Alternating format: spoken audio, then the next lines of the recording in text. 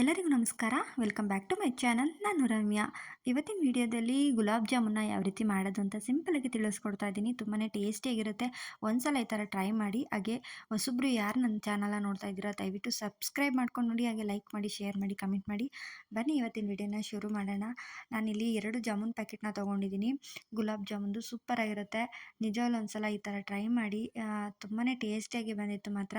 ನಾನಿಲ್ಲಿ ಹಾಲನ್ನ ಉಪಯೋಗಿಸಿ ನಾನು ಹಿಟ್ಟನ್ನ ಕಲಿಸ್ಕೊತಾ ಇದ್ದೀನಿ.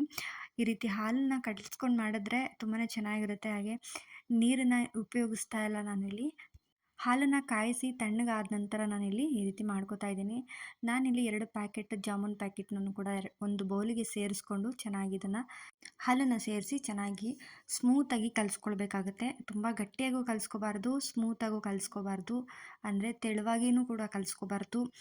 ತುಂಬ ಗಟ್ಟಿ ಇದ್ರೂ ಕೂಡ ಜಾಮೂನ್ ಚೆನ್ನಾಗಿ ಬರೋದಿಲ್ಲ. ಸೊ ಎಷ್ಟು ಬೇಕೋ ಅಷ್ಟು ನಿಧಾನವಾಗಿ ಸ್ವಲ್ಪ ಸ್ವಲ್ಪನೇ ಹಾಲನ್ನ ಹಾಕ್ಕೊಂಡು ನಾವು ಚೆನ್ನಾಗಿ ಸ್ಮೂತಾಗಿ ಮೃದುವಾಗಿ ಕಲಿಸ್ಕೋಬೇಕಾಗುತ್ತೆ. ನೋಡಿ ಈ ಥರ ತುಂಬಾ ಇದು ಒಂದು 10 ನಿಮಿಷನಾದರೂ ನೆನೆಯೋದಕ್ಕೆ ಬಿಡಬೇಕು.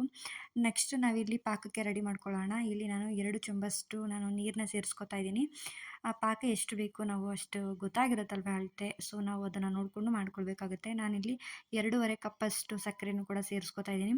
ಸಿಹಿ ಜಾಸ್ತಿ ಬೇಕು ನಮಗೆ, ಹಾಗಾಗಿ ಜಾಸ್ತಿ ಸಕ್ಕರೆನ ಉಪಯೋಗಿಸ್ತಾ ಇದ್ದೀನಿ. ಅದು ತುಂಬಾ ಚೆನ್ನಾಗಿರುತ್ತೆ. ಸ್ವೀಟು ಸಿಹಿ ಆಗಿದ್ರೇ ಅಲ್ವ ಚೆಂದ. ಸೊ ಹಾಗಾಗಿ ನೆಕ್ಸ್ಟ್ ಇಲ್ಲಿ ಒಂದು 10 ಮಿನಿಟ್ಸ್ ಆಗಿದೆ. ನೋಡಿ ಎಷ್ಟು ಸ್ಮೂತಾಗಿದ್ದು ನೆಂತಾಗಿತ್ತು. ಮತ್ತೊಮ್ಮೆ ಚೆನ್ನಾಗಿ ಈ ರೀತಿ ನಾದ್ಕೊಳ್ಬೇಕಾಗುತ್ತೆ. ಆವಾಗ ಉಂಡೆ ಚೆನ್ನಾಗಿ ಬರುತ್ತೆ ಅಂಥೇಳಿ. ನೆಕ್ಸ್ಟ್ ಒಂದು ತಟ್ಟೆನ ಇಟ್ಕೊಂಡು ಚಿಕ್ಕ ಚಿಕ್ಕ ಉಂಡೆಯನ್ನಾಗಿ ಇದನ್ನು ಮಾಡಿ ಇಟ್ಕೊಂಡು ಎಲ್ಲ ರೆಡಿ ಮಾಡಿ ಇಟ್ಕೊಂಡಿರಬೇಕಾಗುತ್ತೆ. ನೆಕ್ಸ್ಟ್ ನಾವು ಎಣ್ಣೆಲಿ ಕರ್ಕೊಳ್ಳೋದಕ್ಕೆ ಸರಿಯಾಗುತ್ತೆ. ನೋಡಿ ಈ ರೀತಿ ಮಧ್ಯದಲ್ಲಿ ಪ್ರೆಸ್ ಮಾಡಿ ಈ ರೀತಿಯಾಗಿ ಉಂಡೆನ ಮಾಡಿ ಒಳಗಡೆ ಎಲ್ಲ ನೀಟಾಗಿ ಬೇಯೋದಕ್ಕೆ ಹೆಲ್ಪ್ ಆಗುತ್ತೆ. ನಿಜವಾಗ್ಲೂ ಈ ಥರ ಒಂದು ಸಲ ಟ್ರೈ ಮಾಡಿ. ಹಾಗೆ ಹಾಲಿಂದ ನಾವು ಕಲಿಸ್ಕೊಂಡು ಹಿಟ್ಟನ್ನ ಮಾಡ್ತಾ ಇರೋದ್ರಿಂದ ನಿಜವಾಗ್ಲೂ ಕೋವಾ ಮಿಕ್ಸ್ ಮಾಡಿ ಮಾಡ್ತಾರೆ ನೋಡಿ, ಅದೇ ಥರ ಟೇಸ್ಟಿಯಾಗಿ ಬರುತ್ತೆ. ನೀವೊಂದು ಸಲ ಟ್ರೈ ಮಾಡಿ. ಈಗ ಎಲ್ಲ ಉಂಡೆನೂ ಕೂಡ ರೆಡಿಯಾಗಿತ್ತು. ನೆಕ್ಸ್ಟು ನಾನಿಲ್ಲಿ ಎಣ್ಣೆನ ಕಾಯಲಿಕ್ಕೆ ಇಟ್ಟಿದ್ದೆ. ಉಂಡೆ ಮಾಡ್ತಾನೆ ನಾನು ಸ್ವಲ್ಪ ಎಣ್ಣೆನ ಕಾಯಲಿಕ್ಕೆ ಇಟ್ಟಿದ್ದೆ. ಸೊ ಇದನ್ನು ಕೂಡ ಕಾದಾಗಿದೆ. ಸ್ವಲ್ಪ ಮೀಡಿಯಮ್ ಉರಿಲೇ ನಾವು ಮಾಡ್ಕೋಬೇಕಾಗುತ್ತೆ. ನಾವು ಜಾಸ್ತಿ ಎಣ್ಣೆನ ಕಾಯಿಸ್ಕೊಂಡು ಮಾಡೋದ್ರಿಂದ ಚೆನ್ನಾಗಿ ಬರೋದಿಲ್ಲ. ಎಲ್ಲ ಕಪ್ಪು ಥರ ಆಗಿಬಿಡುತ್ತೆ. ನಿಧಾನವಾಗಿ ಬೇಯಿಸ್ಕೊಂಡ್ರೆ ಉಂಡೆನೂ ಕೂಡ ಚೆನ್ನಾಗಿ ಬೇಯುತ್ತೆ. ಆದಷ್ಟು ಕಮ್ಮಿ ಉರಿಲೇ ಮಾಡಿಕೊಂಡ್ರೆ ಒಳ್ಳೆಯದು. ಯಾಕೆಂದರೆ ಜಾಸ್ತಿ ಉರಿಲಿ ಮಾಡಿದ್ರೆ ಎಣ್ಣೆ ತುಂಬ ಕಾದೋಗ್ಬಿಟ್ಟಿದ್ದಾಗ ಹಾಕಿದ್ರೆ ಚೆನ್ನಾಗಿ ಬರೋದಿಲ್ಲ. ಸೊ ಆದಷ್ಟು ತಾಳ್ಮೆಯಿಂದ ನಿಧಾನವಾಗಿ ಮಾಡಿದ್ರೆ ಒಳ್ಳೆಯದು. ಹಾಗೆ ಇದು ಸ್ವಲ್ಪ ಗೋಲ್ಡನ್ ಬ್ರೌನ್ ಬರೋವರೆಗೂ ಚೆನ್ನಾಗಿ ಇದನ್ನು ಫ್ರೈ ಮಾಡ್ಕೊಳ್ಬೇಕಾಗುತ್ತೆ. ನಿಧಾನವಾಗಿ ಬೇಯಿಸಿದ್ರೆ ತುಂಬಾ ಚೆನ್ನಾಗಿ ಬರುತ್ತೆ. ನೀವೊಂದ್ಸಲ ಇದೇ ಥರ ಟ್ರೈ ಮಾಡಿ. ಯಾರಿಗೆ ಬರಲ್ಲ ಗುಲಾಬ್ ಜಾಮೂನ್ ಮಾಡೋದಕ್ಕೆ ಅಲ್ವಾ, ಎಲ್ರಿಗೂ ತುಂಬ ಇಷ್ಟ. ಸೊ ಎಲ್ರಿಗೂ ಗೊತ್ತೇ ಇರುತ್ತೆ ಜಾಮೂನ್ನ ಯಾವ ರೀತಿ ಮಾಡೋದು ಅಂತ. ನಾನಿಲ್ಲಿ ಹಾಲನ್ನ ಉಪಯೋಗಿಸಿ ಮಾಡಿರೋದ್ರಿಂದ ಈ ವಿಡಿಯೋನ ಶೇರ್ ಮಾಡ್ತಾಯಿದ್ದೀನಿ ಅಷ್ಟೇ. ಹಾಲನ್ನು ಹಾಕಿ ನಾವು ಜಾಮೂನ್ನ ಮಾಡೋದ್ರಿಂದ ನಿಜಕ್ಕೂ ಟೇಸ್ಟ್ ಮಾತ್ರ ಅದ್ಭುತವಾಗಿರುತ್ತೆ. ಖಂಡಿತ ನೀವೊಂದ್ಸಲ ಟ್ರೈ ಮಾಡಿ. ಹೇಗೆ ಬಂತು ಅಂತ ಕಮೆಂಟ್ ಮಾಡಿ ತಿಳಿಸಿ, ಓಕೆನಾ. ನೆಕ್ಸ್ಟ್ ಇದು ಎಲ್ಲ ಆಗಿದೆ ನೋಡಿ. ಇಷ್ಟು ಕಲರ್ ಬಂದಿರಬೇಕು. ವೈಟ್ ಇದ್ದಾಗಲೇ ನಾವು ಎತ್ತು ಬಿಟ್ಟಾಗ ಆಗಿದೆ ಅಂತ ವೈಟ್ ಕಲರ್ ಇದ್ದಾಗಲೇ ನಾವು ಎತ್ತಾಗ ಅದು ಚೆನ್ನಾಗಿ ಬರೋದಿಲ್ಲ. ಸ್ವಲ್ಪ ಇಷ್ಟು ಗೋಲ್ಡನ್ ಬ್ರೌನ್ ಬರೋವರೆಗೂ ನಾವು ಹುರ್ಕೊಳ್ಬೇಕಾಗುತ್ತೆ. ನೆಕ್ಸ್ಟ್ ಇಲ್ಲಿ ಪಾಕನೂ ಕೂಡ ರೆಡಿಯಾಗಿದೆ ನೋಡಿ. ಇಷ್ಟು ಪಾಕ ಆಗಿದ್ದರೆ ಸಾಕು. ಅಷ್ಟು ಗಟ್ಟಿ ಪಾಕನೂ ಬೇಡ, ಅಷ್ಟು ತೆಳ್ಳನೂ ಬೇಡ. ಅಂದರೆ ನೋಡಿ ನೀರಾಗೇ ಇರಬೇಕು ಪಾಕ. ಅಂದರೆ ಏನು ಪಾಕ ಮಾಡೋಷ್ಟು ಏನಿಲ್ಲ, ಗಟ್ಟಿ ಪಾಕ ಅಂತ ಏನಿಲ್ಲ. ನೆಕ್ಸ್ಟ್ ಇದಕ್ಕೆ ನಾನು ಏಲಕ್ಕಿ ಪುಡಿನ ಸೇರಿಸ್ಕೊಂಡು ಪಾಕ ಸ್ವಲ್ಪ ತಣ್ಣಗಾದ ನಂತರ, ಹಾಗೆ ಉಂಡೆಗಳನ್ನ ನಾವು ಕರೆದಿಟ್ಕೊಂಡಿರ್ತೀವಲ್ಲ ಅದನ್ನು ಕೂಡ ತಣ್ಣಗಾದ ನಂತರ ನಾನಿಲ್ಲಿ ಸೇರಿಸ್ಕೊತಾ ಇದ್ದೀನಿ. ಈ ರೀತಿ ಮಾಡೋದ್ರಿಂದ ಸ್ವಲ್ಪ ಚೆನ್ನಾಗಿ ಬರುತ್ತೆ.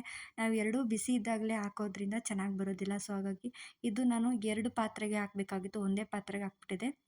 ನೆಕ್ಸ್ಟು ನಾನು ಚೇಂಜ್ ಮಾಡಿಕೊಂಡೆ. ಯಾಕೆಂದರೆ ಸ್ವಲ್ಪ ಅದು ನೆನೆಯಲಿಕ್ಕೆ ಜಾಗ ಆರಾಮಾಗಿರಬೇಕಲ್ವ. ಸೊ ಹಾಗಾಗಿ ಈ ರೀತಿ ನಾನು 2 ಪಾತ್ರೆಗೆ ಸೇರಿಸ್ಕೊಂಡು ಇದಕ್ಕೆ ನೆನೆಯಲಿಕ್ಕೆ ಅವಕಾಶನ ಮಾಡಿಕೊಡ್ಬೇಕಾಗುತ್ತೆ, ಇಲ್ಲಾಂದರೆ ಚೆನ್ನಾಗಿ ಬರೋದಿಲ್ಲ. ನೆಕ್ಸ್ಟ್ ಇವಾಗ ಒಂದು 2 ಅವರ್ಸ್ ಆದಮೇಲೆ ತೋರಿಸ್ತಾ ಇದ್ದೀನಿ ನೋಡಿ. ಇಷ್ಟು ನೆಂತಿದೆ. ಒಂದು ದಿನ ಬಿಟ್ಟು ನಾವು ತಿಂದರೆ ನಿಜಕ್ಕೂ ತುಂಬಾ ಚೆನ್ನಾಗಿರುತ್ತೆ ಟೇಸ್ಟು. ಒಂದು 2 ಅವರ್ಸ್ಗೇನಷ್ಟು ನೆಂತಿರಲ್ಲ ಅನಿಸುತ್ತೆ.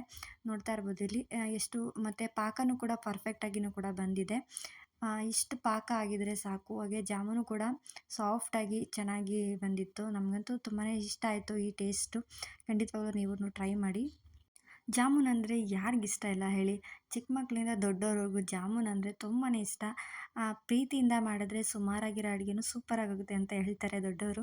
ಖಂಡಿತವಾಗ್ಲೂ ಅದು ನಿಜ. ಯಾವತ್ತೇ ಒಂದು ಏನೇ ಅಡುಗೆ ಮಾಡಬೇಕಾದ್ರೂ ಪ್ರೀತಿಯಿಂದ ಮಾಡಿ, ಪ್ರೀತಿಯಿಂದ ಬಡಿಸಿ, ಎಲ್ಲರೂ ಖುಷಿಯಾಗಿರಿ. ಸಿಹಿನ ಮಾಡ್ಕೊಂಡು ತಿಂತಾ ಇರಿ ಅಂತ ಹೇಳ್ತಾ ಈ ವಿಡಿಯೋನ ಮುಗಿಸ್ತಾ ಇದ್ದೀನಿ. ದಯವಿಟ್ಟು ಈ ವಿಡಿಯೋ ನಿಮ್ಗೆ ಇಷ್ಟ ಆಗಿದ್ರೆ ಲೈಕ್ ಮಾಡಿ, ಶೇರ್ ಮಾಡಿ, ಕಮೆಂಟ್ ಮಾಡಿ. ಮುಂದಿನ ವಿಡಿಯೋದಲ್ಲಿ ಸಿಗ್ತೀನಿ. ಅಲ್ಲಿವರೆಗೂ ನಗ್ನಾಗ್ತಾ ಇರಿ, ಖುಷಿಯಾಗಿರಿ ಅಂತ ಹೇಳ್ತಾ tata bye bye. Take care. Thank you for watching.